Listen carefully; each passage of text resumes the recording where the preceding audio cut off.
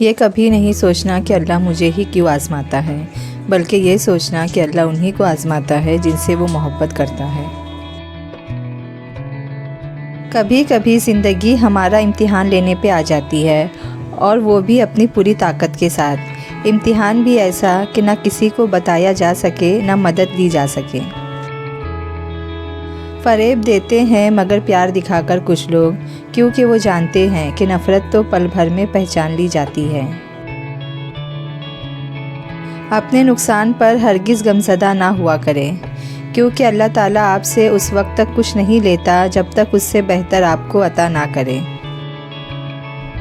کون کہتا ہے مشکل ہے انسان کو مارنا، لہجہ بدل، انداز بدل، نظریں بدل اور مار دے۔ مت کر تمنا کسی کو پانے کی، بڑی بے درد نگاہیں ہیں زمانے کی، تو خود کو بنا قابل اس قدر کہ تمنا کرے لوگ تجھے پانے کی۔ جس کے پاس رب ہے اس کے پاس سب ہے۔ جو قسمت میں ہے وہ چل کر آئے گا، اور جو نہیں ہے وہ آ کر بھی چلا جائے گا۔ بندہ روز قیامت پہاڑ جیسی نیکیاں لائے گا، لیکن اسے پتہ چلے گا کہ اس کی بد زبانی نے اس کی ساری نیکیوں کا خاتمہ کر دیا۔ کسی عالم سے پوچھا گیا علم کو کیسا پایا؟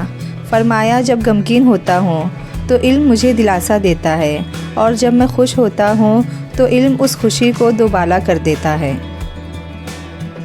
اجنبیت بہت ہی خوبصورت تعلق ہے، کوئی آپ پر انگلی نہیں اٹھا سکتا۔ کم رشتے بنائے مگر مخلصی سے بنائے۔ محبت بہت سے لوگ آپ سے کرتے ہیں، لیکن مخلص سارے نہیں ہوتے۔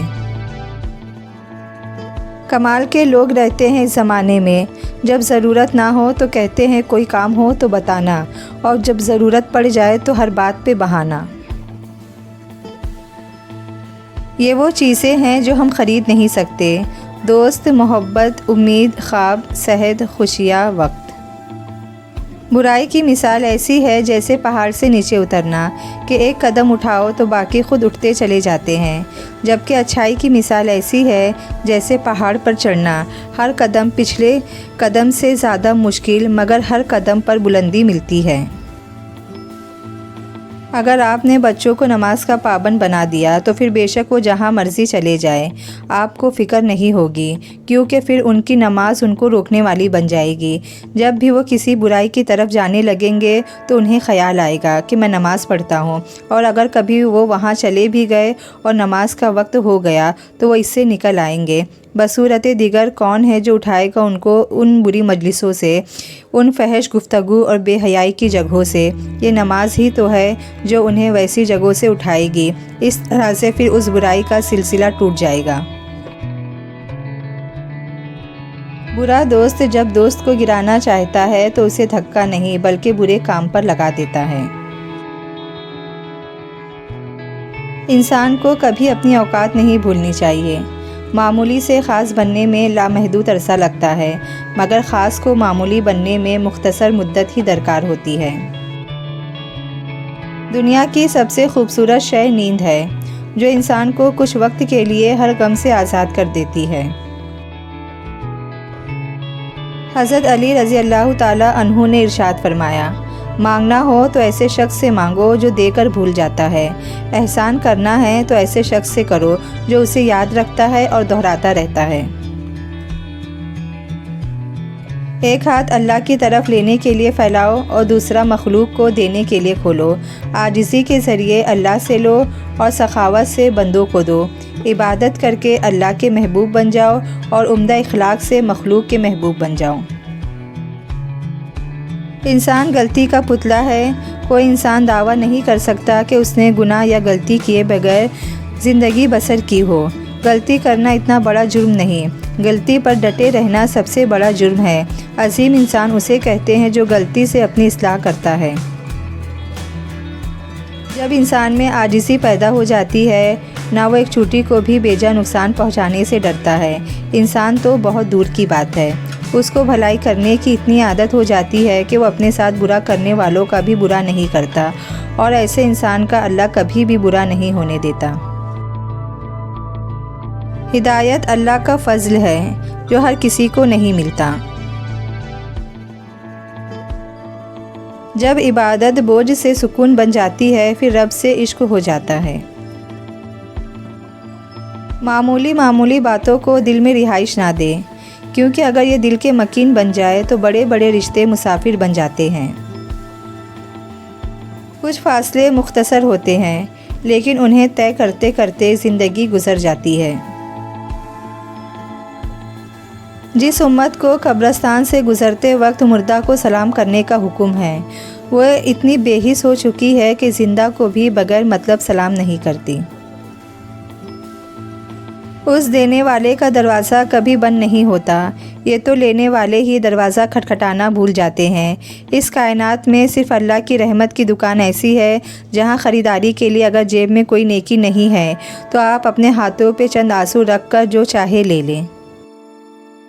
جب زندگی میں سب کچھ الٹ پلٹ ہونے لگے تو سمجھو کہ رب کریم انہیں نئے سرے سے ترتیب دے رہا ہے۔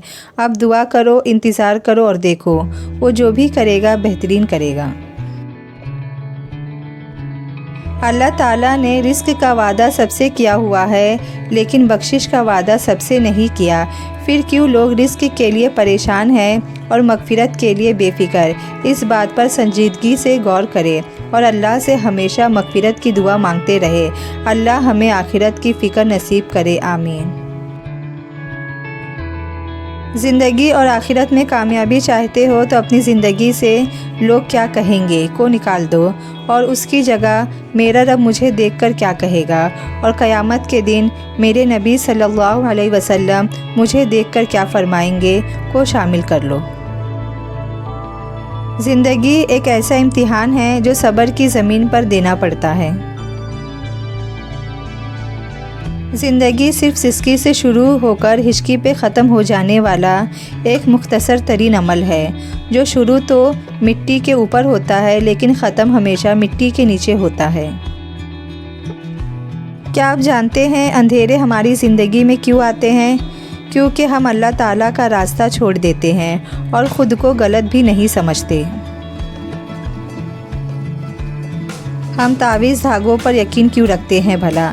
کیونکہ ہم اپنے رب کو نہیں جانتے، ہم اپنے رب کی طاقتوں کو نہیں جانتے، ہم اپنے رب کی قدرتوں سے واقفیت نہیں رکھتے، اس لیے ہمارا ایمان تعویذ دھاگوں پر زیادہ ہے، اس لیے ہمارے دلوں کو اللہ سے مانگ کر بھی تسلی نہیں ملتی۔ عقل جتنی چھوٹی ہوگی زبان اتنی لمبی ہوگی، کیونکہ برتن وہی شور کرتا ہے جو خالی ہو۔ زبان کو قابو میں رکھو، یہ ایک ایسا تیر ہے جس کا نشانہ اکثر غلط ہی ہوتا ہے۔